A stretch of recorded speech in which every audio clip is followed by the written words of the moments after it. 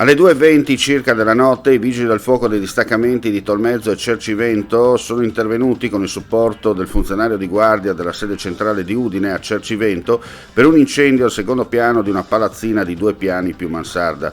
All'arrivo dei vigili del fuoco 3 persone erano già all'esterno dell'abitazione, ma considerato che nelle primissime fasi dell'incendio avevano inalato i fumi prodotti dalla combustione, sono state accompagnate dal personale sanitario all'ospedale del capoluogo Carnico per gli accertamenti del caso.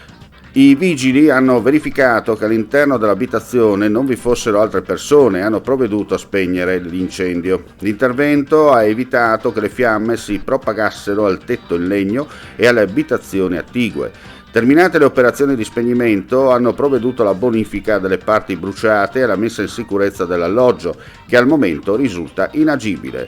Le cause dell'incendio sono ancora in fase di accertamento. Il lavoro delle squadre è terminato poco prima delle 9.